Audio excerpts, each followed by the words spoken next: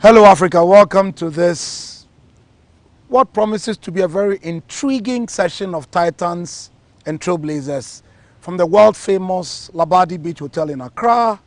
And today you have to strap on your seatbelts because it's going to be a roller coaster ride. So please, stay tuned. We'll be back with more of Titans and Trailblazers.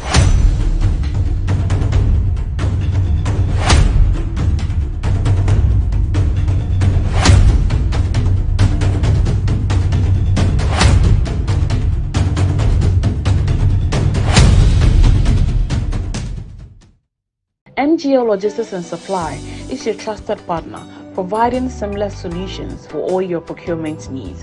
From sourcing products to managing imports and exports, we ensure smooth and efficient transactions every step of the way.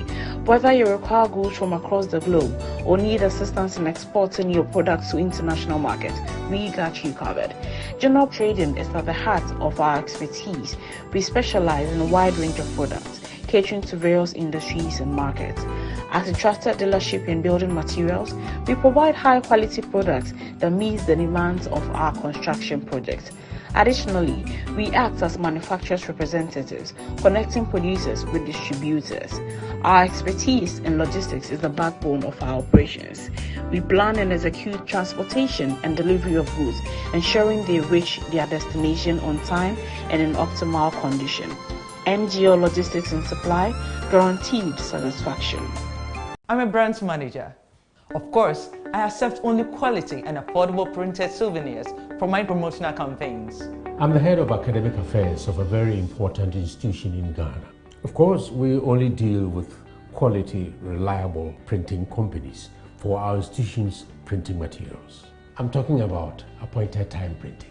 Appointed Time Printings. We take pride in our extensive print scope that transform your ideas into captivating visual masterpieces. We delve into the core objectives and vision of each print project. Precision printing is at the heart of our printing process as we meet your tight deadlines. Our rigorous inspection, color verification, and overall printing excellence are assured. 20 years of printing excellence. It's always a pleasure working with you to create a vibrant, dazzling printing experience that gives you a masterpiece. Appointed Time Printing, your world of quality and affordable printing.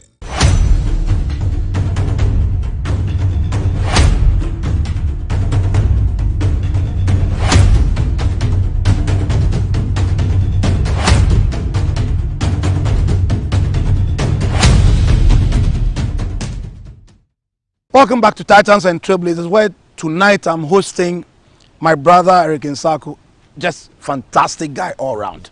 So we are going to start today by asking him where he was born, where he passed, where he is right now, and where he's going. Eric, you're welcome to Titans. Thank you very much, Bob. Okay, so please, can you walk us through your early life and what influenced your decisions to come to the famous School of Admin at the time to do an MBA in MIS and then go to Belgium and come back and work in all the 500 places you've worked in your lifetime? Well, the first story I've heard of my life was in 1973. Oh, okay. I don't remember it, but I've been told. Okay, that, awesome. In that year, we moved to the campus of the University of Ghana. Indeed, indeed, And indeed. That, somehow, while the rest of the family was moving, they dropped me and the dog. What do you know? Okay, I hear. That's a good one. Okay. So whereabouts did you go and live eventually? Lower Hill, Legon? Where were you? Little Legon. Little Legon. Oh, wow. Number Okay. 31. Oh, really? Okay. Interesting. So were you ever there when the Datsuns were there? Like Irajwa and Co. There You were two there? families of that. Okay, Irajwa them, yeah. Okay, okay, okay. And what about Asupi? The famous Professor Subedi. Yeah. They were there as well. Yeah. So you know all the Asupi legends. Absolutely. Okay, all right. Absolutely. Okay. So you came through Legon, and then where did you go to primary school? Where did you go to secondary school? Where did you go to university? First degree, second degree? What's the story? So I went to primary school in Legon. Yes, because you were in Legon. Exactly. Okay. So university primary school. Okay. Then you walked up the road to Achimota. Exactly. Very. Okay. Yeah. Okay. The days when it was still possible to stand by the roadside and get a lift. Indeed, indeed, Yeah, indeed, yeah. Once you indeed. were wearing your uniform. Absolutely, absolutely. Yeah, yeah. Okay. But, So you did O level and Achimota. O level and A level. Okay. So O level was in Do what people year? still know what they are? I wonder. You know, sometimes well, those who go to the international schools still do Okay, O level and okay, A level. okay, Yes. okay. So O level was what year? 1986. 86, and Yeah. A level was 88. 88. Okay. So after A levels, where did you were in the famous Livingston House Absolutely. with your famous brother? Yeah. Exactly. Okay. So from Livingston, where did you go to Tech? Well, I hope you can read Katanga here. Oh, you went. Oh, absolutely. Okay, Yeah, okay, okay. yeah. But That was- Katanga is famous and infamous at the same time. Oh. In the 90s, it was very famous. Okay. All right. So who are your mates in Katanga? Oh, my mate's champion was my roommate. Okay. Atu Ansasam is his real name. But his nickname is Champion. Yeah, that's right. That's a very profound name. Okay. Where is Champion now? He's in Alberta, in Canada. Oh, okay. All right. Yeah, yeah, Okay. Okay. So what did you study in Tech? Chemical engineering. Okay. And then after that, what happened? So after that, I went to Valco for national service. Oh, okay. In which Tema. was- yeah. In it was Committee a 4. Nice posting, yeah. Oh, nice. Valco, you had the Valco bread with the With chicken, the- yeah, exactly. the pack, yeah, with Yeah, the yeah. milk in the pack. Thank you. Oh, Thank then you are thank blessed. thank Okay, so you went through the Valco bread Yeah. after national service. What happened? Yeah. So after national service, I came to the School of Administration. Oh, okay, right afterwards. Yes. To do the MBA MIS. MBA MIS. Okay, then after that. So, well, after MIS, I went to Pricewaterhouse. Okay. And then, Was Klinogo there at the time? you know, this is before the merger. So Okay, he- okay, he okay, was okay. Coopers Okay. and Library. Yeah, yeah, okay, okay, okay. I get We that. were Okay. competitors, Okay, basically. okay. At the Yeah, time. yeah, yeah, Okay, yeah. okay, okay. Then when what happened after that? So then KPMG, we are going to go 17 times. So I hope you're ready. Go ahead. But you went from Pricewaterhouse to KPMG. That's right. That's an interesting move, don't you Very think? interesting. Okay, Yeah, all right. Yeah. Okay, But from KPMG, then British American Tobacco, okay, then Ghana Breweries, okay. then Heineken International. But Ghana Brewery, was that some Benjamin's time? That's Or right. So you That's right. crisscrossed him? Yeah. Okay, He all right. recruited me. Oh, you did? Okay, oh Yeah. wow, okay. Okay, all right. Yeah. So, I mean, the move from Ghana Breweries to Heineken International was kind of within the same group. Of course. Heineken owned the brewery. Of course. So I was in Heineken for 5 years, and then I came and did a stint at the Office of the President Oh, okay. on a DFID project, Okay, okay. and then I entered telecoms Okay. through initially an internet service provider called Discoverytel. Oh yeah, I know Discoverytel. Okay. Oh yes, okay. A few months in Discoverytel, then I moved to Tigo, Okay. and then I went to lecture after Tigo. Oh, okay. Wow. Okay. So I was teaching Okay. I had a full-time faculty position at GIMPA That's on that Prof Menu. under Prof. Franklin's Meno. time. Okay. Yeah. Okay. And then I had an adjunct position at Ashesi Okay. and another position of sorts at Accra Institute of Technology. Okay. So 13 months of academia. Oh wow. Okay. Probably Wow. the first person to burn out in 13 months. I've stayed a bit longer, so well done. yeah. More than a bit. Okay. But then I went back to Airtel, Okay. and then MTN hired me from Airtel, Okay. which was a kind of pivot in my life because most of these roles, I didn't mention what I was doing there, but Okay. most of them were chief information officer roles, Okay. CIO roles. Okay. So the Ghana Breweries, Tigo, Airtel, and even British American Tobacco, I was business systems manager. Okay. But with a lot of added responsibility. most of Indeed. the time. Indeed. So now MTN said, come and sell. Okay. Come and create a division called Business Solutions. Indeed. And let's give you some products that are not regular telecom products. Okay. You know, bulk internet capacity, connectivity between offices, cloud solutions, Yeah, all sorts of things. Yes. They said, come and sell. Absolutely. So, my brother, that was tough. Okay. I lived in a deterministic world Very much. where inputs could guarantee outputs. I can understand that. Yes. And I went into this, amorphous zone. Fluid. Fluid. Okay. But we did what we could. Okay. And I believe it caught the eye of our superiors. Okay. So 2 years later, I was told to take on the other division for mainstream sales and distribution, which was where they sell the telecom products. Correct. You know, data bundles, voice calls, all that. So I combined those two roles for almost a year. Okay. Which was also crazy. Wow.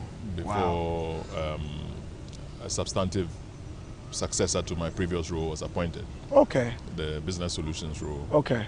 And then I took on sales and distribution. Okay. Mainstream. And so with all these roles, you're a dollar millionaire then? Because I wish. No, but all these multinationals, I wish. If it's $500,000 per job. Hey. I'm just. No, because you said they were chief roles. There's no party card in it. Eric, look what you started on my show. I didn't mention a particular party though. But I can understand that fully, that if it's just pure honest work, we don't just take $500,000 home every evening. No. Okay, all right, okay. So after MTN, you became more entrepreneurial, is it? You're doing stuff. Well, I went to Stanbic Bank after MTN. Oh yeah, absolutely, to do the engineering thing. To do the engineering thing. Okay. Yeah. And then after that was when I went to MEST. Oh yes. MEST was kind of my transition phase. Okay. I mean, I honestly felt in my mid-50s I need to understand the world of creating ventures and creating enterprises, and I was amazed by what I didn't know. Like I really knew nothing about it, and we had to learn very fast. And the main learning for me was that this time there was no structure. Indeed. There was no operations, commercial, finance. You know, it was ventures and ventures and ventures, and founders and founders and founders. And every founder was a giant in their own right. I needed to learn so much. Indeed.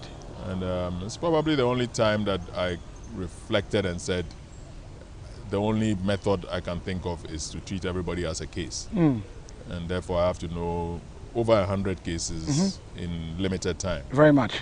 And that worked. You know, put everybody on speed dial, start creating friendships, you know, creating conversations, and getting into the networks. Correct. And obviously, in the process, I started to test myself also on what I could create. Of course. And it has been tough. Yes. Right now, we are under an NDA, and when I was coming to your show, I was thinking, oh, today that me and Bob will have time to talk about everything else. I'm kind of negotiating some partnerships that are putting all sorts of you know, stuff in the way. Very much. But very much. yes, we are in the space. We Indeed. are trying to create some, I believe we are allowed to say that we are trying to create an informal sector marketplace. Indeed. Which kind of takes our economy, you know, by the horns and makes stuff happen. Indeed. The economy is informal. Indeed. And institutional space is formal. Indeed. So I think that one of the biggest barriers to our growth has been that dichotomy. And we want to try to introduce technology that can make informal at least work on digital platforms. Correct. Which then allow data to be tapped, allow you know, innovation to come in, and most importantly, they allow capital. Okay, so I'll grant you your informal characterization, but strictly speaking, isn't that how places like the Silicon Valley ecosystems work in terms of good ideas, good funders, and then you form interlinkages, and then you sort of test, refine, you finally introduce, and then you scale. Isn't that the idea? Yes. Indeed. I mean, I've always described Silicon Valley as a triangle. Indeed. Okay. Because, I mean, at Menlo Park, Facebook, Meta now are doing their thing. Cupertino, Apple is doing their thing. Mountain View, Google is doing. And all of them have incubators where little companies are being held and tested for resilience. And once those guys are there, the academics, Stanford, Berkeley, and the rest, have a channel to feed ideas into, and they can also evaluate what is going on in that side. But the apex of the triangle is the capital. Indeed. Where, you know, on Sand Hill Road in San Francisco, they have hotels there. So basically, across the road, you have all these venture capitalists, and all the capital in the world is sitting there. But you can go and camp in a hotel because when they push some questions, you might need some 2 weeks to come back, you know. So okay. I believe that, you know, this ecosystem is replicated in Canada. In the ecosystem of the University of Waterloo, they have almost exactly the same research, capital. In fact, in Waterloo, I remember sitting in Catalyst Commons in an event, and a young man, Canadian guy, he asked me my name. I said what it was, and then I asked him his name. And I think he said, anyway, whatever he said, it sounded like dog to me. So I said, oh, I think you have a famous name for Ontario, because Doug Ford is the Chancellor or the Premier of Ontario. Correct. And he said it's interesting that I did not hear his name properly and I heard Doug. Oh, wow. Because Doug Ford has been sitting in that chair that I'm sitting in. No way. He said sometimes he just walks in. Wow. He said he has a break in his day and he's like, look, he needs to hear some good innovation. Absolutely. So he walks in and listens with them. Absolutely. And then uses that to inform absolutely. Strategy. Interesting you should go there, because I was going to make the next point about having leaders who have a general entrepreneurial and innovation bent, which means that they are hungry for changing things. Mm-hmm. And isn't that critical for university leadership or for academic leadership, in order to get people who are just hungry for innovation, mm-hmm. and therefore are looking in the environment, mm-hmm. to do the connections? And mm-hmm. isn't that the spirit behind this example you just gave, and how African university leadership should be approaching issues? What are your thoughts on the matter? No, absolutely. I mean, the university is the cradle of everything. And maybe I'm biased because that's all I've known all my life. Absolutely. Yeah, absolutely. I believe that, in fact, when I was coming here, it was one of the things I reflected on, that, you know, how do we make it a conversation that is not going to stray into, you know, what's trending in the media and the politics of the day. But indeed, the institution, the university, versus the capital structure of the country, versus the innovation. Absolutely. That's what we need to focus on. Absolutely. And at the moment, you see, in the last few weeks, in the name of growing my private YouTube channel, I've been talking. I see you're making strenuous efforts in that regard. Yeah. We got 17, 20 subscribers. Nice. Well done. Well done. Well done. Well done. You are making good progress. Yeah. Okay. And because the channel is just my name. Very much. People find it very easily.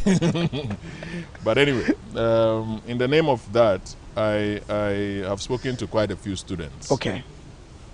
And what I find is that there's the constant discourse. I mean, if the person is doing political science or philosophy, they feel, okay, if you are talking digital platforms, you want to talk to an engineer or computer science. That's right. No, what did I say? If he's doing philosophy or political science, yes, exactly, that's correct. He thinks you want to talk to computer science correct. And computer engineering. Correct. Now, I have been saying to them that there's nothing more for me to tell the computer science or computer engineering guy. I mean, he's relevant, and I have friends there that I mentor and all that. But the thing is that, do we understand civilization? And that will be the starting point for creating what we are trying to create. Very much. Because, you know, I get into trouble when I say that the world belongs to us. Indeed. Here in Africa. Indeed. Because people believe that we've been robbed of it, we've been dispossessed, and we must just give up. Indeed. But if I take the concentrations of world power, it's around religion, education, heritage, family socialization, and these things. And who understands it best? You know, sometimes in the celebrity world, I joke about it, but I say, Simone Biles touched gymnastics, she became greatest of all time. Without a shadow of a doubt. Serena is just, she Demigod. just coasted to greatest of all time. Absolutely. Demigod. What is that vibe? Yes. you know, Absolutely. and that's where we need to, you know, Tiger.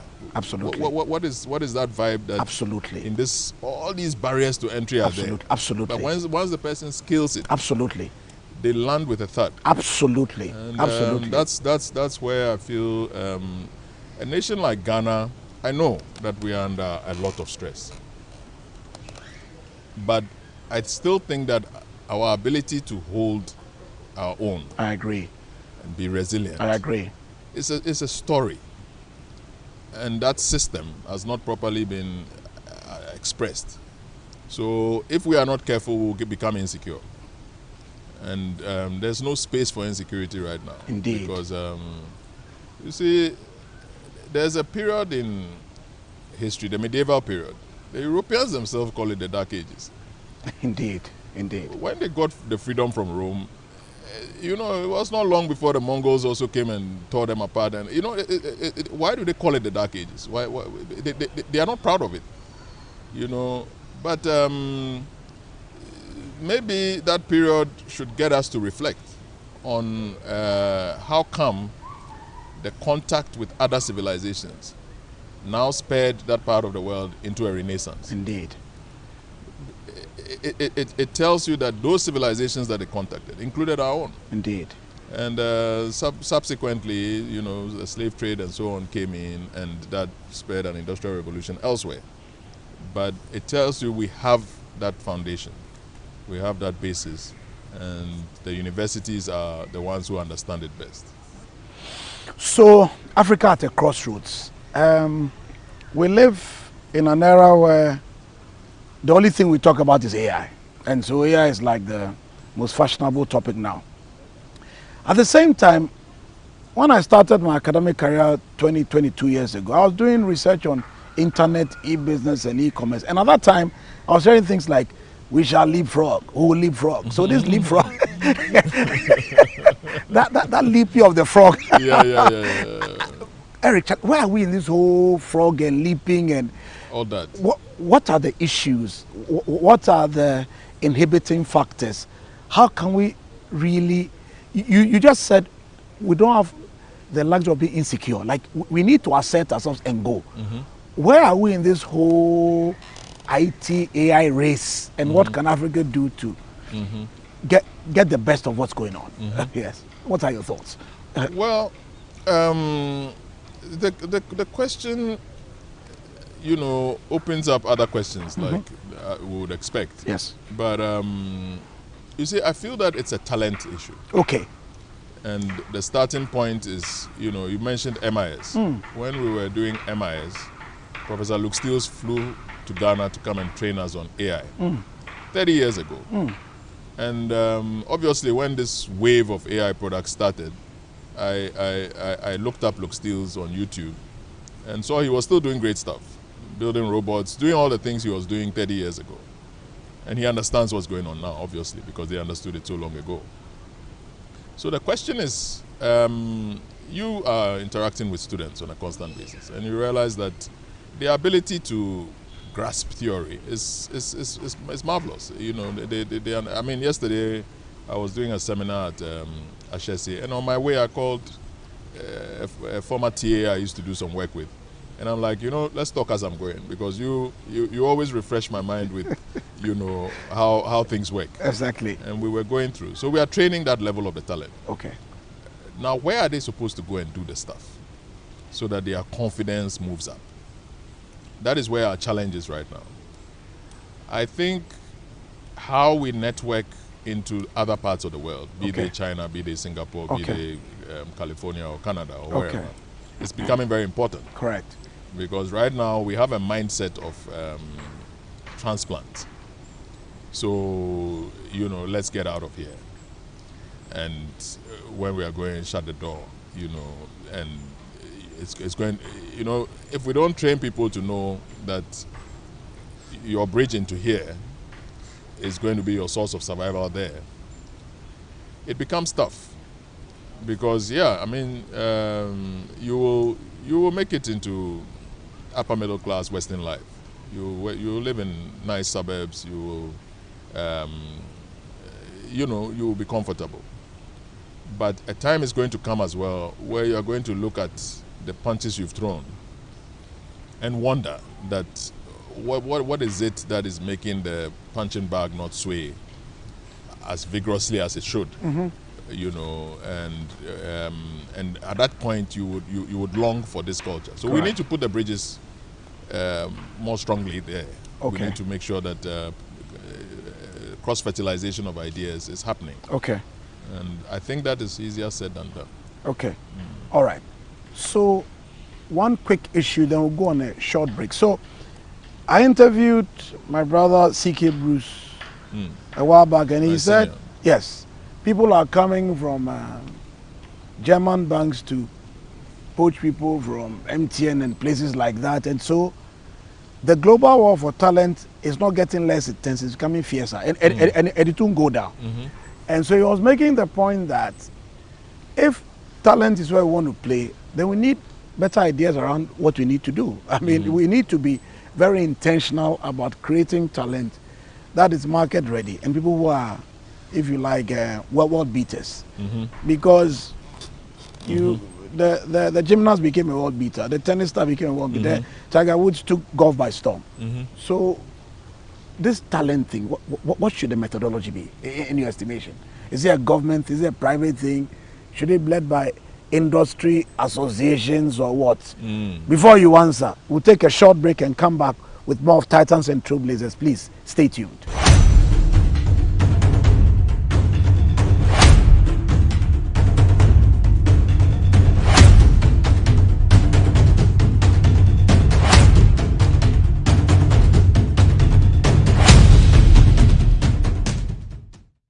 MGL Logistics and Supply is your trusted partner, providing seamless solutions for all your procurement needs. From sourcing products to managing imports and exports, we ensure smooth and efficient transactions every step of the way.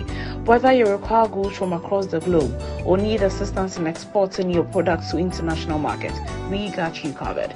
General trading is at the heart of our expertise. We specialize in a wide range of products, catering to various industries and markets.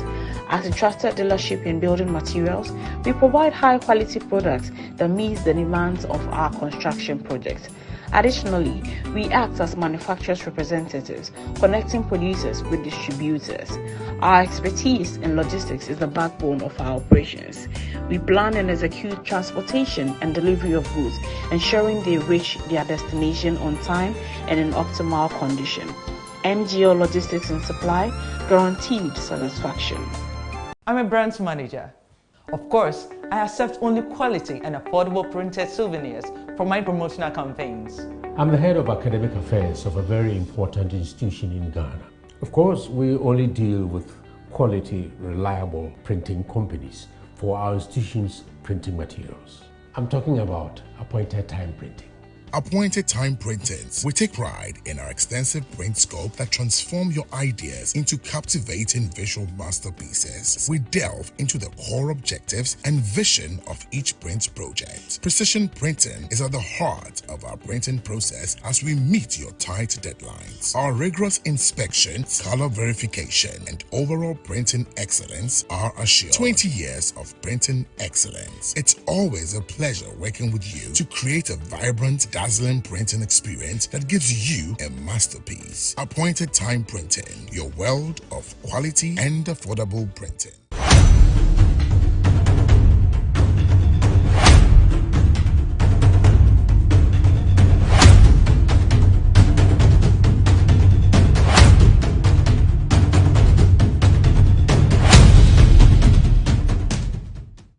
Welcome back from the break, and I'm sure you recollect the question I was asking my brother Eric about the talent system. What should we do? Because across Africa, it seems as if there are a lot of ad hoc proposals which are born out of all sorts of things. But I think as a man of practice and as a man who's connected to the youth, we could get some ideas. In fact, we worked on a project a couple of years ago at the University of Ghana. Maybe you can start from there. Tell us what it was about, and then sort of take it from there. Yes.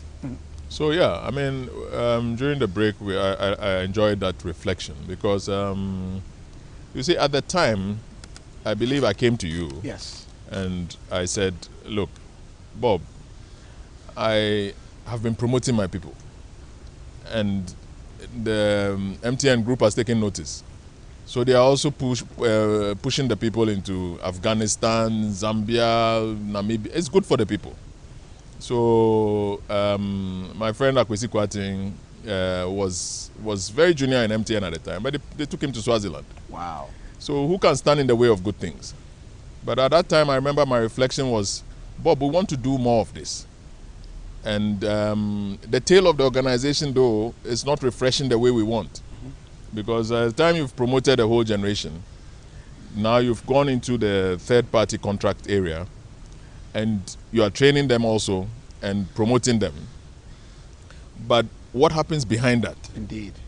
Because that's an area where typically, you know, when you are doing your mainstream mothership strategy, you assume that third parties are taking care of talent sourcing for you. Absolutely. Now you've depleted that talent so fast that you need to know what they are doing.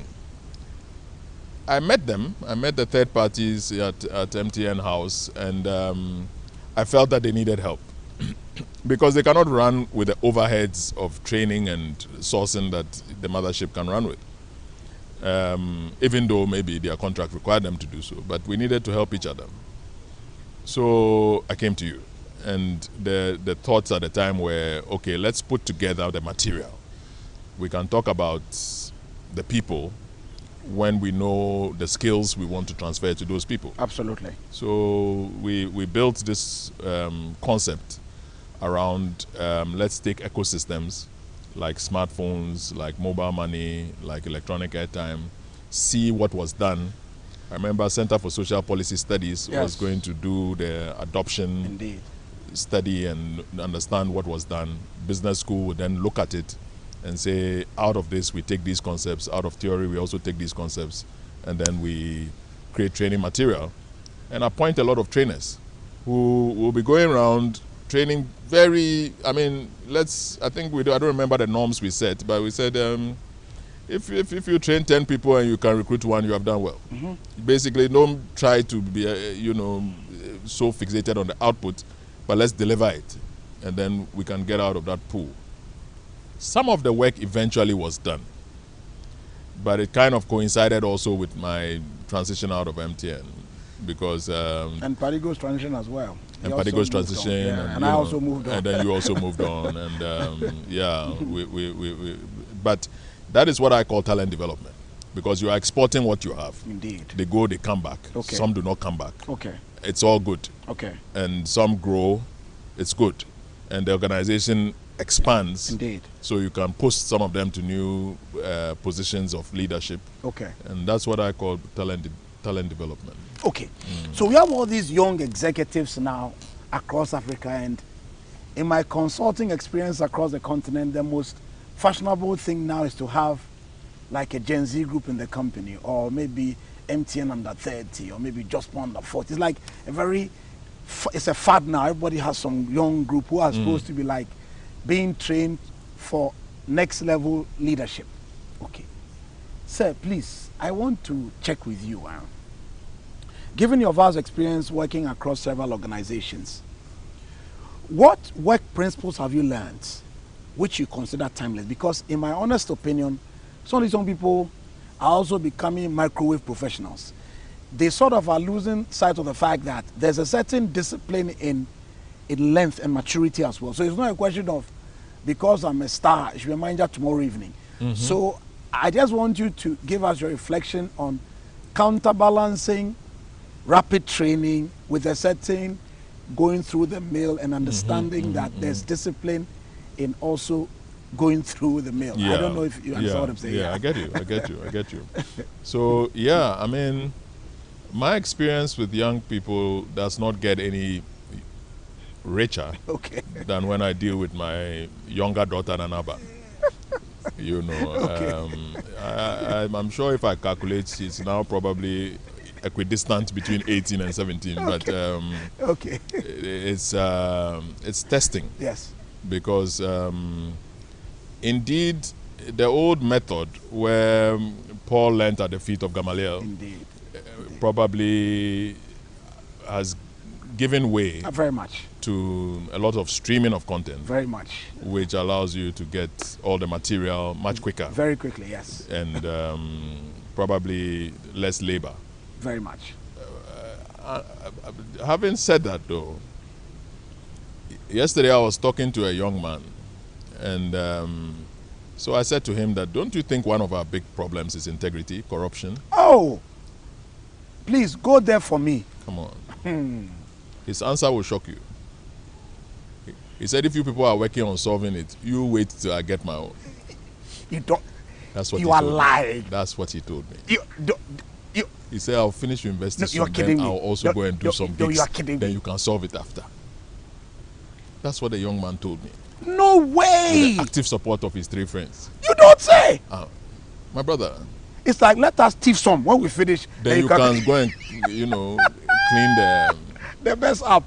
So in terms of your question of values, Wow. I mean, for me, at that time I was just about to leave, but I spent probably another 20 minutes. Wow. Because, you see, I feel that this is the religious mission before the country. Indeed, indeed. It is not the, claiming of supernatural Absolutely. prowess. I can totally relate. Yeah. Practically, that's the challenge. That's the issue. The guy believes that corruption is going to be the opportunity for, Wow. and it's a baffling mission, because as I spoke to him, I felt he was listening, but as he leaves, I don't think he will remember. No, I'm sure they'll be like, see that old man, Yeah. you chop, you won't finish, you say, wait, that's what they'll be saying as they're walking away. At this very minute. At this very minute. As he leaves, he will not even remember anything My I goodness. said. Yeah, because what I was saying to him was that, you see, at the end of the day, you have to create bonds. These people if I call Akwesi Kwatin now, he will do anything I ask him. Indeed. I don't control his appraisal, I don't control his bonus. No. But those are the important things. Indeed. And I also, if I can do anything for him, I'll do it. Go out on a limb, yes. And those bonds are not formed by Quick fixes and shortcuts. No.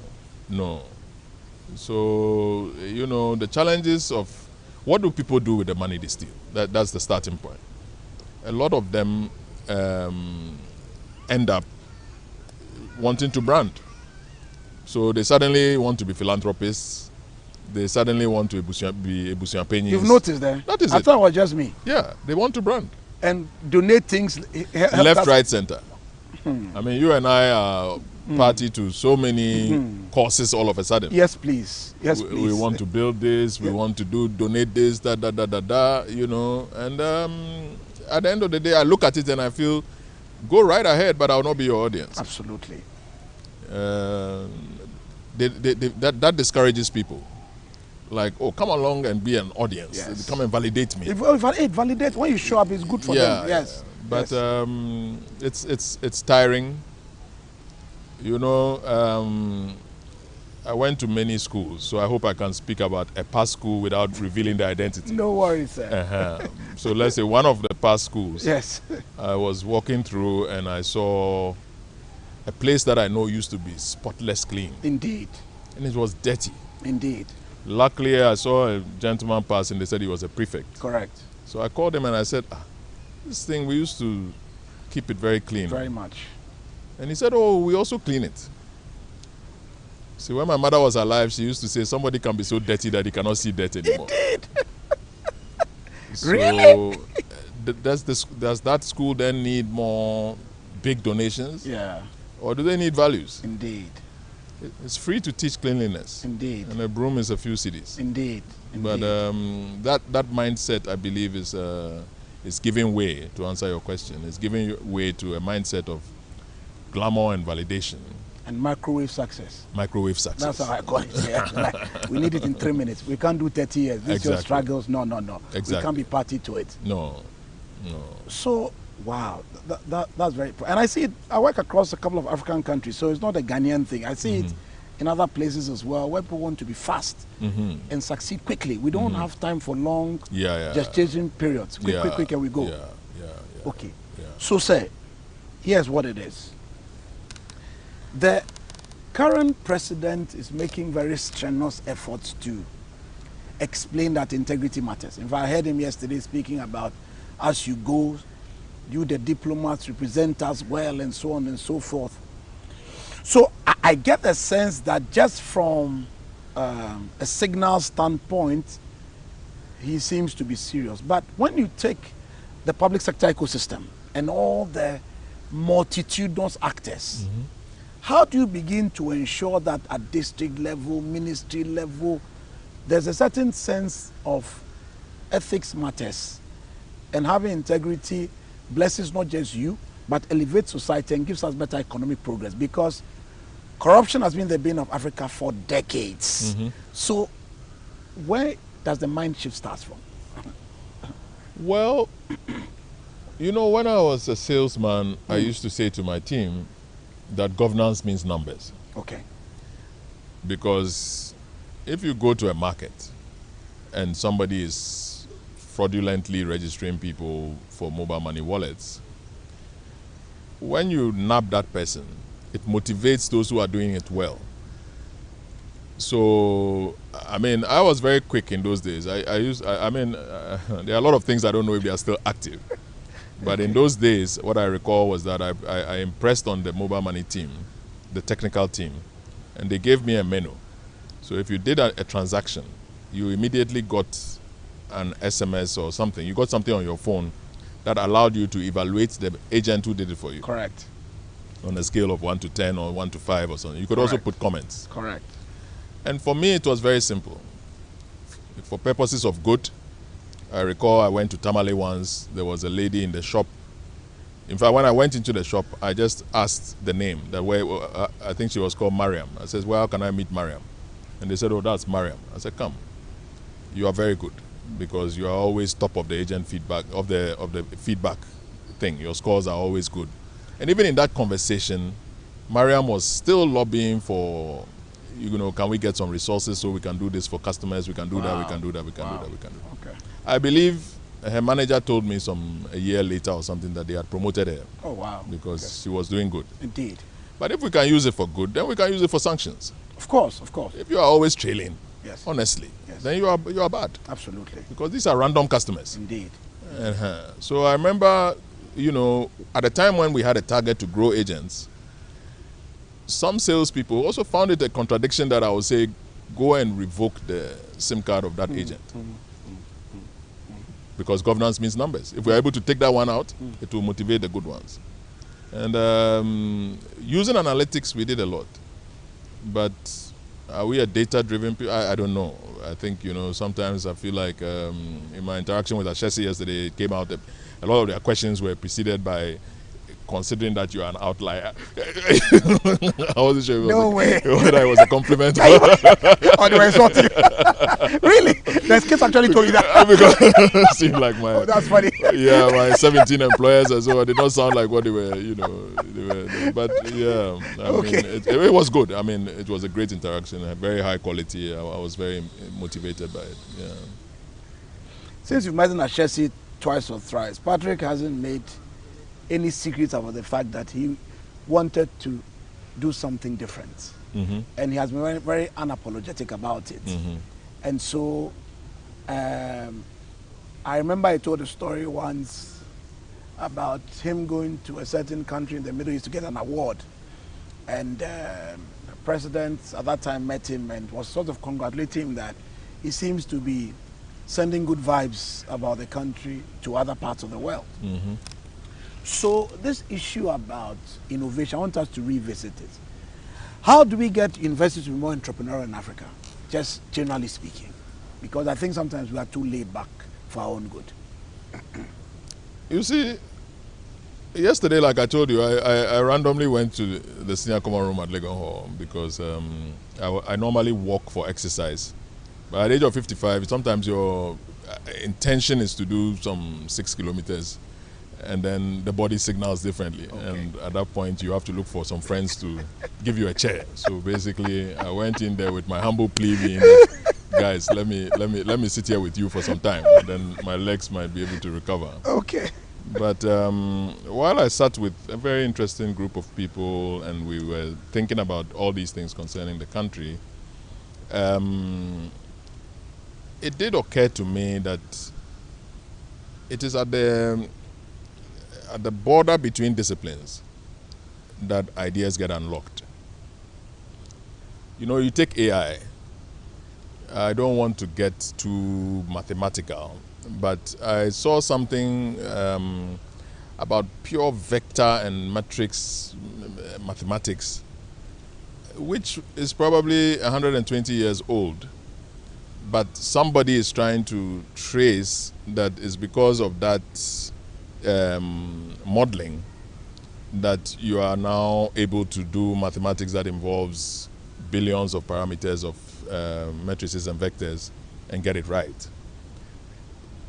Definitely by 1957, 1958, some of the landmark publications, in fact, one of the ones that was cited at the recent award of the Nobel Prize in Physics to Geoffrey Hinton in Canada, was a 1957-58 paper, the perceptron. I've forgotten the title of the full paper, but it was the concept of the perceptron. And then there was a 1940-something as well, Turing's work. And these things are, you know, polymaths were in existence in those days. And a lot of people could look at things in the same way that if you came to Legon, there would be heated scholarly debate about, do we need an Institute of African Studies or should history handle it? And Kwame Nkrumah and all will come into that debate and then come to campus to inaugurate the institute because that's the position they have. But at the end of the day, it is a scholarly debate. It is, and there's a way in which both institutions have thrived. I believe in terms of volumes, the university is not necessarily, at least University of Ghana, is not necessarily suffering from an inability of scholars to churn out research. I know there are challenges. I mean, I went and foolishly tried my hand at getting a journal article published. And, you know, the referees are so rude. You don't know the half of it. Aye. They can write and tell you that, you see, this thing you're writing, next time, share it with your colleagues to look at it before you send it to. I got one like 16 years ago. I didn't know whether to cry or to laugh. Yeah. You have to take it to a seminar. Don't be sending it to me. Yeah, I said, Madam, please, I'm sorry. Yeah. No, they can be totally rude. Yeah. When they mix in a bit of racism, you are dead. Yeah. But it is a humbling and enriching experience. It is what it is. It's an enriching experience. Peer review is good. Yeah. For what it's worth. Yes. Yeah. So I feel a lot of that is good for the system. It's good for everything else.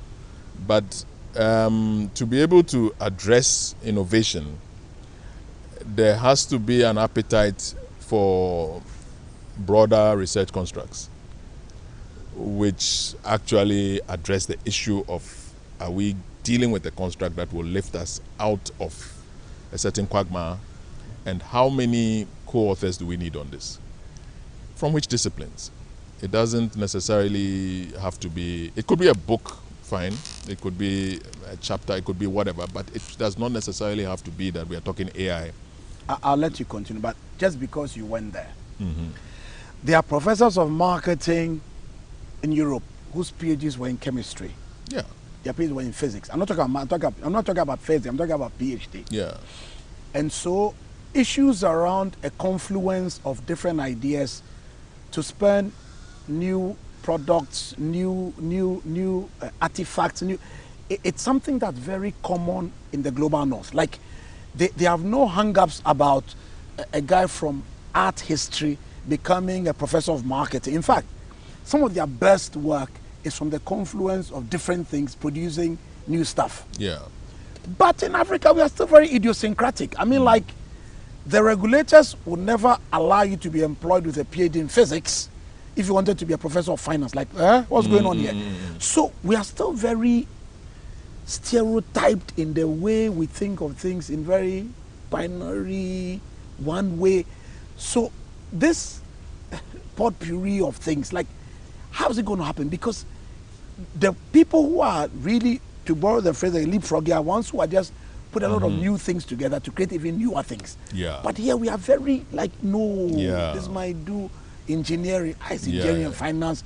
Why Yeah, can't yeah. a paid engineer be a finance professor? Like, they probably be better finance than those who read finance. Yeah, yeah, but they don't want to know. Yeah, yeah. So I don't know how we can unblock these mindsets. I don't know what it is, but You see, I like history, and I have a friend from Senegal called Magath. So the other day I said to him that, look, Felwinsa, Suleiman Dian, Cheikh Anta Diop, how does Senegal have so many polymaths? And what is the process they are using? I asked him to research for me an Arabic word that would probably help us to look into, and he gave me a word, alim or something. I think A-L-I-M. It's spelled in Arabic, right? Okay. To left, Very you know, much. that whole kind of thing. But yeah, when I you know, did an AI search of that, it started to come clear to me that it's a deliberate process. You know, this whole system of the griots and the Marabout scholars and so on and so forth, it was put together in a way that mixed with the heritage of the people. indeed. And did not allow somebody to say he's going to do mathematics Indeed. and never touch philosophy Indeed. and so on and so forth. Indeed. Indeed. Now, out of that process, look at the fight that Cheikh Anta Diop led against the Western system of academia. You know, if he did not have all the systems of linguistics of Africa behind him and all the data of the history of the various river basins and their civilizations, nobody would have taken it. They rejected his PhD. Sorbonne said they would not award it. He went and published the books on that work. And then they came running because the thing was getting embarrassing. The books are spreading faster than you thought. Absolutely. And now everywhere the books go, they say, but they were rejected Yeah. at your institution. So Yeah. you have to come and correct that very quickly. Yeah. We are not all going to be Cheikh Anta Diops. But I believe there's a model that has been laid out. And it is the model of either you have some good polymaths to bring the African problem together, or you collaborate. Because it's difficult to find this thing in one person.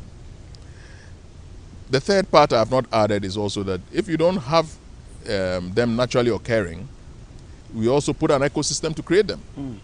Because there's, in his book, I've forgotten which one, Pre-Colonial Black Africa or something like that, which I was reading, he talks about the fact that the Mero people of the Horn of Africa had these advanced scripts, which when the Islamic invaders came in and had an ardent desire to reset the history, to start with the education that they were introducing, they were able to sort of profile that Meroitic script as backward. And a lot of people started to distance themselves from it. Because from Cheikh's writings, it is not a coincidence that a lot of the African civilization starts from, okay, Egypt stands alone, or let's say that Nile River Basin stands alone.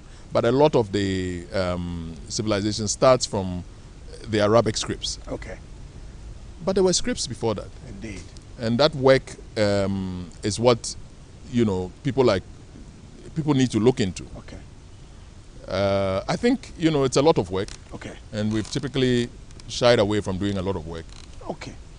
So that issue of a lot of work and shying away from a lot of work, we want to thank you for joining us on this edition of Titans and Trailblazers, where we've been discussing the Africa we want, the Ghana we want, and the values we need to sort of not just espouse, but live in order to leave a better future for our children and grandchildren. So thanks for watching. We'll see you again very soon. Take care for now. Bye. Titans and Trailblazers is brought to you by the MNC Group.